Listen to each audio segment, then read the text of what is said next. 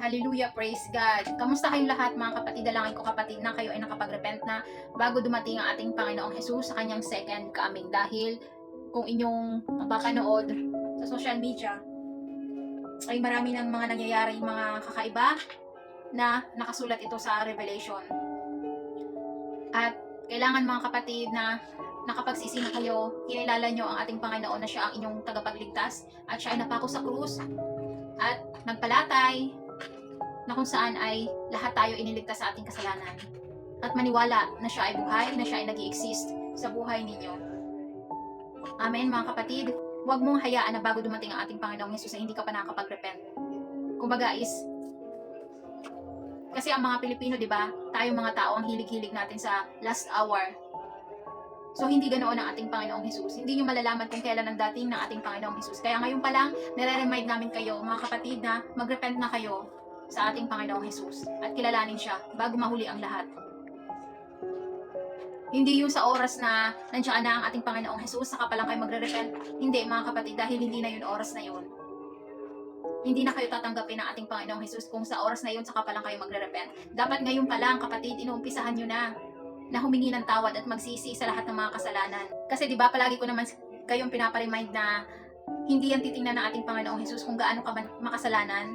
Tatanggapin ka ng buong puso ng ating Panginoong Jesus. Dahil ang gusto ng ating Panginoong Jesus ay pusong tapat na talagang nagsisisi sa kanyang mga kasalanan at kilalanin siya at manampalataya sa kanya. Upang makamit mo ang salvation na nagmumula lamang sa ating Panginoong Jesus. Naintindihan ba, mga kapatid? So, ang topic natin today, or my teaching today is about rainbow. Okay? So, saan ba nagmula ang rainbow? Bakit ba sa tuwing uulan, di ba, meron tayong nakikitang rainbow, or kung hindi man umuulan, pagkatapos ng ulan, meron tayong makikitang rainbow, or baghari in Tagalog. So, alamin natin, base sa biblical, okay? Basahin natin dito sa scripture na nagmula sa ating Panginoong Jesus. Okay? So, buksan ninyo ang inyong Biblia sa book of Genesis, chapter 9, verse 12. God said, "This is the sign of the covenant that I make between me and you and every living creature that is with you for all future generations." 13. I have set my bow in the cloud, and it shall be a sign of the covenant between me and the earth. 14. When I bring clouds over the earth, and the bow is seen in the clouds. 15. I will remember my covenant that is between me and you, every living creature of all flesh, and the water shall never again become a flood to destroy all flesh. 16. When the bow is in the clouds, I will see it and remember the everlasting covenant between God and every living creature of all flesh that is on the earth. 17. God said to Noah, "This is the sign of the covenant that I have established between me and all flesh that is on the earth." Hallelujah. Thank you, Jesus, for that covenant. Okay, so mga kapatid, malinaw na binasa natin mga kapatid kung ano ba ang ibig sabihin ng rainbow or baghari at saan ito nagmula. Bakit ba nilikha ng ating Panginoong Jesus ang rainbow? Okay? Natatandaan nyo ba na ako ay may ginawang video o kung sino man ang followers ng Shikina Panim ay nag-upload ako ng tungkol kay Noah, okay? Dahil 'di ba, nung panahon ni Noah, ang ating Panginoong Jesus ay nagpadala ng malaking pagbaha na kung saan ay lahat ng tao sa mundo ay naglaho dahil sa nalunod sila ng baha, dahil sa kasamaan ng mga tao noon. So, ang natira noon ay si Noah at ang kanyang pamilya, okay? Dahil sila lang nakakita nating Panginoong Jesus na mabuti or righteous ng mga panahon na yon, okay? At dahil sa ang ating Panginoon ay nangako, hindi na siya magpapadala ng flood, ng malaking pagbaha na katulad ng ginawa niya doon sa panahon ni Noah. Kaya niya ti-create ang rainbow ay dahil yun ay nagsisimbolo na isang covenant between to our Lord Jesus Christ and all the living creature, okay? Sa atin ng mga tao at sa mga nilikha niya dito sa mundo, para sa future generation, okay? Ayun ang ibig ipaliwanag ng ating Panginoong Jesus. Ang pinaka-highlights dito, ang rainbow ay isang covenant. Okay, ano ba ang covenant? Para mas maintindihan natin mga kapatid. Okay, mga kapatid, ang covenant ay isang solemn binding agreement between two parties. Ang two parties ay ang ating Panginoong Jesus at tayo, yung generation, okay? It is not a casual contract. Hindi ito yung kontrata na basta-basta lang, di ba? Ito ay relationship. Ito ay sacred life and death relationship that defines how God interacts with humanity. Okay? Kaya kapag nakakita tayo ng baghari o rainbow, alalahanin natin na yun ang covenant natin sa ating Panginoong Jesus. Dahil sa pamamagitan nun, yun ang sign na hindi na siya magpapadala ng malaking pagbaha na kung saan ay lahat ay ubos lahat ng tao. Dahil yun ang nangyari sa panahon ni Noah. Okay? Dahil ang natira lang noon ay si Noah at ang kanyang pamilya. Amen, mga kapatid. And pumapasok dito yung mga biblical characteristic ng covenant, okay? Pumapasok dito ang initiated by God. God sets the term of the relationship out of love and grace. Sealed with a sign. Every major covenant includes a visible reminder like a rainbow. Binding promises. They contain divine oaths, obligation, and consequences, breaking them. Enduring nature. Many are described as everlasting, reflecting God's eternal faithfulness. Okay? So, nandoon na yun nga ay nagre-represent na sa covenant. Okay? Dahil doon ay hindi na uulitin nating Panginoon yung magpapadala siya ng malaking pagbaha ng lahat ay mawawala na dito sa mundo ito. Okay? So, naintindihan mga kapatid kung ano ibig sabihin ng covenant.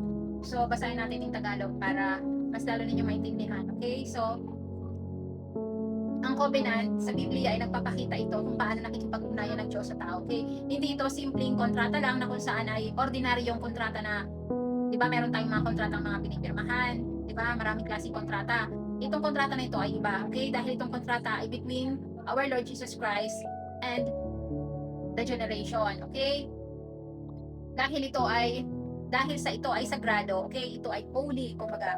At ito ay permanent relationship between us and our Lord Jesus Christ. Okay? Ang Diyos ang laging unang kumikilos para gumawa ng kasunduan. Hindi ito pinag-usapan o pinagtatalunan ng dalawang panig. Ang Diyos ang nagpapasya ng mga tuntunin at pangako at ito ay tinatanggap ng tao ng may pananampalataya. Okay? Kasi nga, ang ating Panginoon ang pinakamakapangyarihan sa lahat. Okay? Kaya hindi siya humihingi ng approval sa tao, di ba? Kasi 'di ba ngayon, tayo mga tao minsan nahihiya tayo mag-post ng gospel, 'di ba? Nahihiya tayong sabihin ang tungkol sa ating Panginoong Hesus kasi nandoon yung approval natin sa tao. Nandoon yung sasabihin natin, ay baka kung ano yung sabihin niya sa akin, baka sabihin nila nag-iba na ako. Kinakahiya ang Panginoong Hesus na dapat ay hindi ganoon. Hindi tayo dapat humingi ng approval sa tao. Dapat ang lahat ng ginagawa natin ay between you and Lord Jesus Christ. Hindi tayo gumagawa ng kahit na anong bagay na magbabase tayo kung ano ang sasabihin ng mga tao sa buhay natin. Okay? Dahil hindi sila ang may hawak ng buhay natin. Bagkos tayo ay matakot sa ating Panginoong Hesus dahil siya ang may kontrol ng buhay natin. Ano mang oras ay pwede tayong maparusahan ng ating Panginoon kapag hindi tayo nag-obey sa sinasabi ng ating Panginoong Hesus. Okay? Kaya ang covenant ay hindi basta-basta lang na covenant o hindi yung simpleng kontrata lang. Okay, mga kapatid? Dahil ang ating Panginoon ay isang makapangyarihan, okay? Hindi siya humihingi ng advice ng mga tao. Hindi ito pinag-uusapan o pinagtatalunan ng dalawang panig. Dahil ang ating Panginoong Jesus ang may likha ng lahat. Siya ang may control. Kaya kung ano man ang sabihin niya, kung ano man ang kanyang kautusan, kasunduan, ay dapat nasundin yon. Amen ba, mga kapatid? So, idagdag ko, mga kapatid, bakit ba si Noe nung panahon na yun at ang kanyang pamilya lang ang natira ng mga panahon na yun? Dahil sa ang mga tao noon ay punong-puno ng kasamaan. Okay? So bumabalik yung panahon ni Noe or panahon ni Noah ngayon sa panahon natin ngayon dahil punong-puno na rin ng kasamaan ang bawat araw na iyon ng panahon ni Noe at tinalikuran nila ang ating Panginoon Jesus. Okay? So ngayon ay ganoon din ang nangyayari. Okay? Maraming mga kasamaan na at mga karahasan ang nangyayari at nandoon na yung pagtalikod nila sa ating Panginoon Jesus. At nandoon ang pananampalataya ni Noah ng panahon na iyon dahil siya ang tinuturing na matuwid at tapat na lumalakad ng naaayon sa ating Panginoong Jesus at kasama niya ang Diyos sa kanyang henerasyon ng panahon na yun. Okay, so kung tayo, kung lumalakad tayo ng naaayon sa ating Panginoong Jesus, okay, at yun ay dahil sa pinag-utos ng ating Panginoong Jesus, tayo ay mapalad, mga kapatid, dahil makakamit mo ang salvation na nagmumula sa ating Panginoong Jesus. Lalo na kung ikaw ay nakakakitaan ng pagiging righteous sa ating Panginoong Jesus. At babala sa nagbabaliwala sa ating Panginoong Jesus. Okay? Katulad noon, gumugol ng maraming taon ng pagtataya ng arko si Noah ng panahon niya. Ngunit walang naniwala sa kanya hanggang sa dumating ang malaking pagbaha. Okay, brothers and sisters, katulad ngayon, okay, kung maikukumpara natin, marami ng mga prophets, 'di ba? Katulad ng sinabi ko, maraming nagbabahagi, mga evangelism, maraming mga nagbabahagi ng salita, maraming nagpapaunawa, maraming nagpapaalala, maraming nagpapa-remind sa inyong lahat na muling babalik ng ating Panginoong Jesus. Subalit, marami pa rin ang nagbibingihan, marami pa rin ang binabaliwala ito dahil ang akala nila ay hindi totoo. Ang akala nila kami ay nagbibiro lamang. Subalit, sa paulit-ulit na paalala ng ating Panginoong Jesus na kayo manumbalik na because Jesus is coming. Sa patuloy na pagbabaliwalaan ninyo sa panawagan ng ating Panginoong Jesus, the judgment is coming, mga kapatid. At bakit ba natin itinalakay itong tungkol sa baghari o rainbow? Dahil nga ang rainbow ay ginagawang sagisag o sign ng mga LGBTQ na kung saan, brothers and sisters, nakakawalang respeto sa ating Panginoon na ginagawa ninyong bandila o ginagawa ninyong sign ang baghari o rainbow na kung saan ito ay holy para sa ating Panginoong Jesus dahil ito ay sign ng covenant o kontrata between our Lord Jesus Christ and the generations. Katulad ng sinabi ko kanina, ang ating Panginoong Jesus, create niya ang rainbow dahil ito ay isang palatandaan na hindi na siya muling magpapadala ng malaking pagbaha na kung saan ay matutupok ang lahat ng tao sa buong mundo. Di ba mga kapatid? Kasi kung wala yon, maaaring nagpadala ulit ang ating Panginoon ng malaking pagbaha at wala na ulit na matitira sa buong mundo. Depende na lang sa ating Panginoon, sa kanyang kahabagan, na kung sino yung righteous lang ay siyang maliligtas. Kaya, ito ay panawagan. LGBTQ, buksan ninyo ang inyong mga mata, buksan ninyo ang inyong puso at isipan.